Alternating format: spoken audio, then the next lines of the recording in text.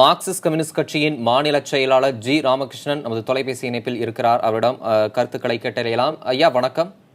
வணக்கம்.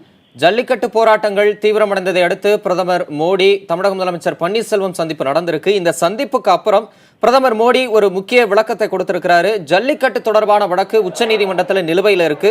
ஆனா அதனால தற்போது தங்களால எந்த உதவியும் செய்ய முடியாது. தமிழக அரசோட நடவடிக்கைகளுக்கு மத்திய அரசு ஆதரவா இருக்கும் அப்படின்னு ஒரு விளக்கத்தை கொடுத்திருக்கார். இந்த விளக்கம் குறித்த உங்களுடைய பார்வை?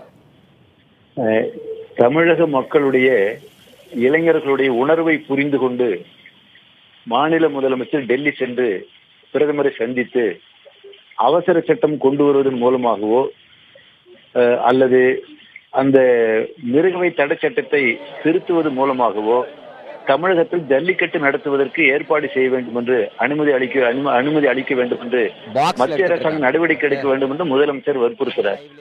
ஆனா முதலமைச்சருடைய சந்திப்புக்கு பிறகு பிரதமர் வழக்கு நிலுவையில் உச்சநீதிமன்றத்தில் நிலுவையில் இருப்பதால் என்னால் ஏதும் செய்ய முடியாது என்று கை விரிச்சிட்டாரு. அதாவது மத்திய அரசாங்கம் கடந்த காலத்துல சில பிரச்சனை வழக்கு உயர்நீதிமன்றத்தில் உச்சநீதிமன்றத்தில் நிலுவையில் இருந்த போது கூட அவசர சட்டம் கொண்டு வந்த பல முன் உதாரணங்கள் உண்டு.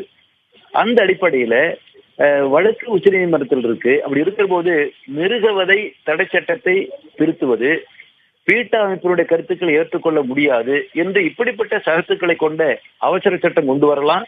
அடுத்து நடக்க இருக்கிற நாடாளுமன்ற கூட்டத்துல சட்ட திருத்தம் கொண்டு வரலாம். இப்படிப்பட்ட நடவடிக்கைகளை எடுப்பதற்கு பதிலாக பிரதமர் ஒரே வார்த்தையில வழக்கு கோர்ட்ல இருக்கு, ஆகவே தலையிட முடியாது என்று பிரதமர் சொல்லி இருப்பது என்பது தமிழகத்து மக்களுடைய இளைஞர்களுடைய உணர்வுக்கு மாறானது. அப்படி தலையிட முடியாதுன்னு சொல்லிட்டு அப்புறம் மாநில அரசு முயற்சிக்கு நான் உறுதுணையாக இருப்பேன். என்ன உறுதுணையா இருப்பாரு? இது முன்னுக்கு பின் முரணான ஒரு கருத்து, அது ஏற்றுக்கொள்ள முடியாது.